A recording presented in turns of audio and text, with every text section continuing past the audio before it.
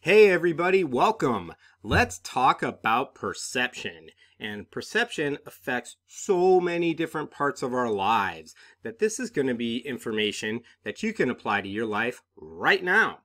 This video has a lot in it and it moves kind of fast. So as you're taking notes, and I do recommend you take notes, please feel free to slow it down, stop it, go back. And when you're done, review the whole thing, watching your notes, making sure that you got everything. It's a great tool, and that repetition can really help some of these larger concepts sink in. So what concepts are we going to look at today? Well, we're going to start off by looking at perception and how it influences you, how it influences the self, how it influences your self-concept, how perception influences your self-esteem, how perception influences a self-serving bias, which is a fun little trick that none of us like to admit we do, but we all do it, and how perception influences the self-fulfilling prophecy, which is could be both good or bad. But before we do that, let's take a look at why we're looking at all of this. It has so much to do with our connection to others. And when we connect with others, we tend to be more positive. We tend to be more healthy, mentally and physically. And when we do not, we tend to be more negative. We tend to be more unhealthy, mentally and physically. And it has a lot to do with the differences between sympathy and empathy. Sympathy is connecting with another person's situation, whereas empathy is connecting with another person's emotions. And I'll give you a quick example. Let's say I'm talking to a friend of mine, and my friend says, I got a speeding ticket the other day.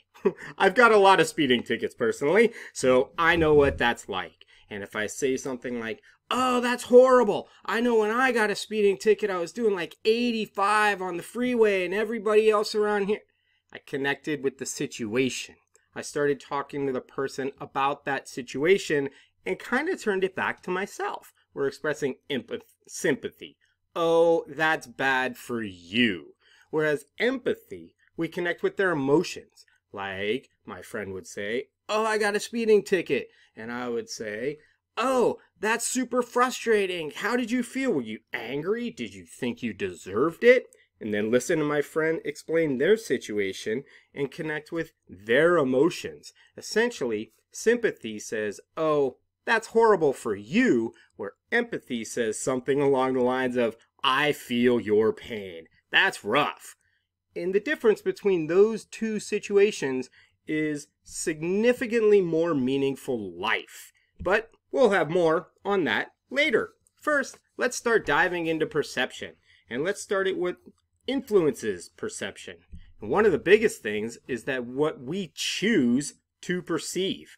And sometimes this is a conscious effort, and sometimes it's not so much. And there's a number of different characteristics about it. The first one is that we make snap judgments. We decide really quickly how we feel about a situation, how we feel about a person, how we feel about having to take this class.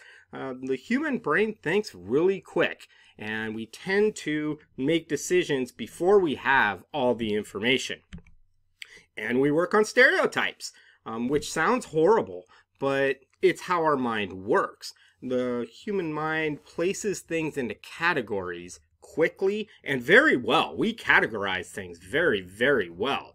Unfortunately, we categorize things based on a snap judgment of what we think of the situation. And it helps us figure out how we're going to react to that situation by connecting with other reactions we've had in the past.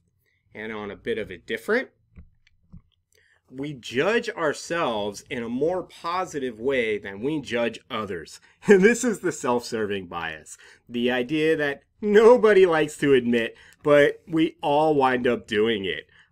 The easy example, say I'm at IHOP. I like IHOPs. And say we're about to leave, and I see the sugar packets. And I don't have any sugar at home. And I think to myself, oh, I'll just take 3 more sugar packets. No big deal. I just paid $15 for a cup of coffee and an omelet. I earned or I paid for these sugar packets. Whereas we might look at another person, You're taking something that doesn't belong to you, that you don't really need. That's called stealing. We tell other people that they're stealing, whereas we are just taking a little bit extra, and it's just fine. We also pay more attention to negative impressions. When something pops up and we automatically focus on the negative. An easy example. I live with Odin, king of the Viking gods. And when I come home, if I don't scratch Odin's back enough and pay enough attention to him, he gives me the sad face and runs around and guilts me because Odin is a dog. And if I laid out 10 bowls for Odin, and in each of these 10 bowls, I put something he loves. I put bacon. I put quinoa. Yeah, he likes quinoa. I put dog treats. I put all kinds of things he's really into. And then in the last bowl, I put a box of rocks. Odin will come in the room and look around. Oh, and get really excited. I have 9 great things. I have 9 great things. But as a human, we'll walk in the room, we'll look at the 9 bowls or the 9 things that we think is great. Wow. Hey, what's wrong with this one over here? How come I got a box of rocks? And we will focus on the box of rocks. So it definitely influences because we pay more attention to negative impressions. And we're also influenced by what's the most obvious, which sounds kind of obvious. And it is, but it's important to know that's how we perceive things. The thing that's the most forefront, the thing that is the most obvious in a situation is what we pay attention to. And we also cling to our first impressions. When we see those obvious objects and we pay attention to the negative and we make a snap judgment about it, we don't really want to change our mind very often. It seems to take a lot of mental effort for us. And lastly, we assume that others are like us. We assume that if we think a certain way, other people probably think a certain way. If we have certain values, other people have certain values that are like that. And if we are in the benefit of having a good education, lots of times we will judge other people thinking that they're just doing something stupid instead of considering the idea that maybe they have a different life experience with different values and it seems to make perfect sense and it works in their life.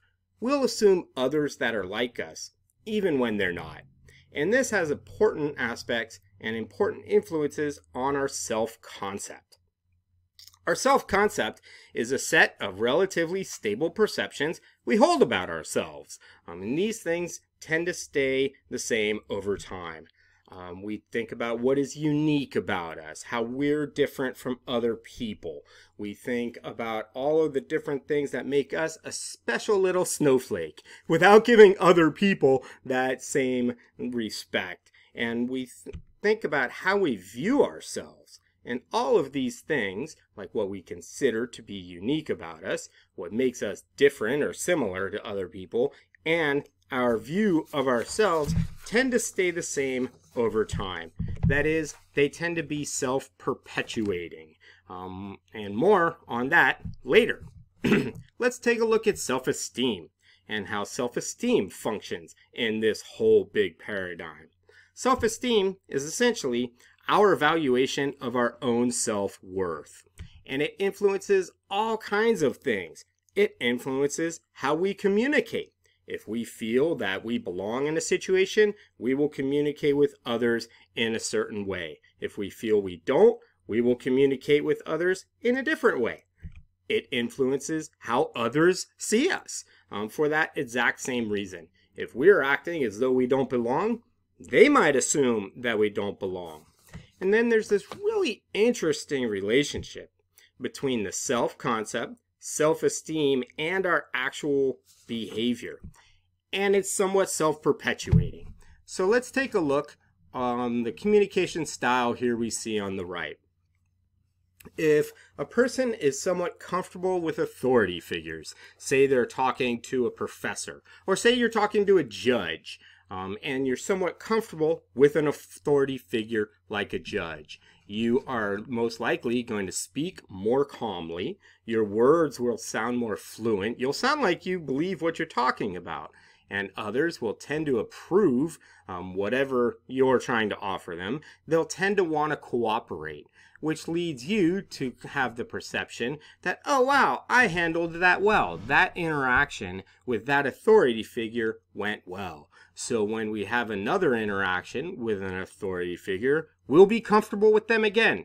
And it perpetuates in that same cycle. But it also works in the negative. If we're nervous with authority figures, maybe we stand in front of a judge, even if we're not in trouble. We're trying to offer witness testimony. But as we do, we're nervous, and so we start to stammer, our face turns red, we blush. Maybe that people in the courtroom will be less likely to believe what we have to say. They'll be unresponsive. They won't want to enter in that cooperation. And then as we leave, our perception of that event was, oh, that was horrible. I don't think they thought very highly of me. That must be how that's going to be. So when we interact with an authority figure again, it's generally going to be the same thing. We're going to be nervous. It's self-perpetuating like that.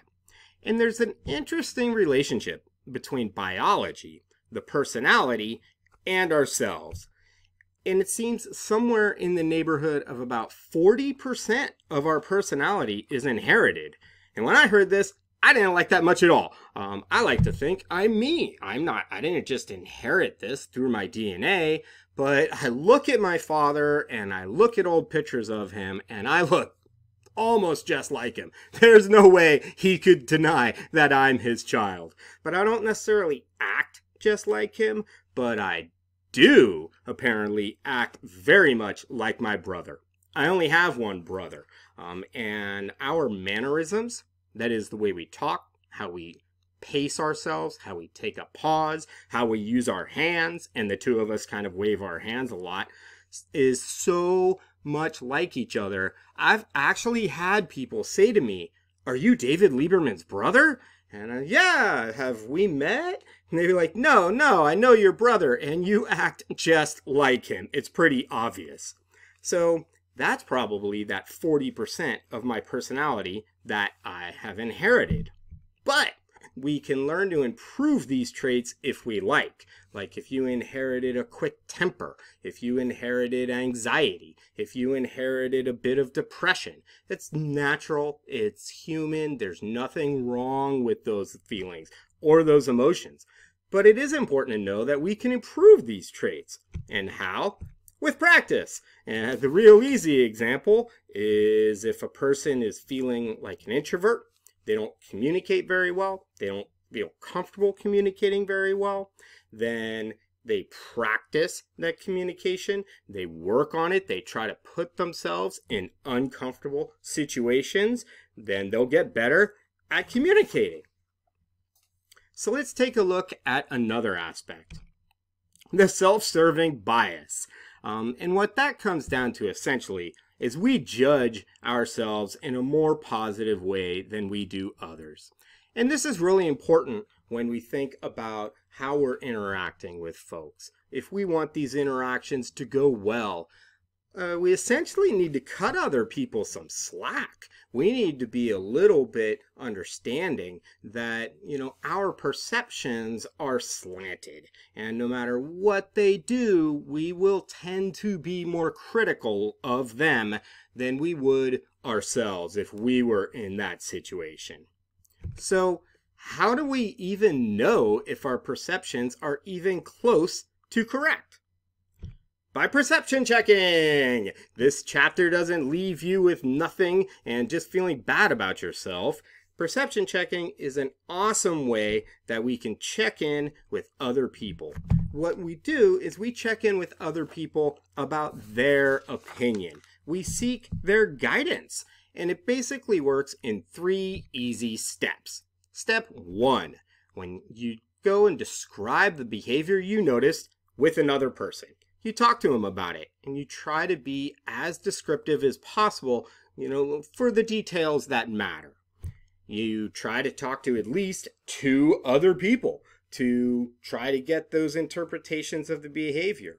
Or you can imagine two other interpretations if you only have one person to talk to.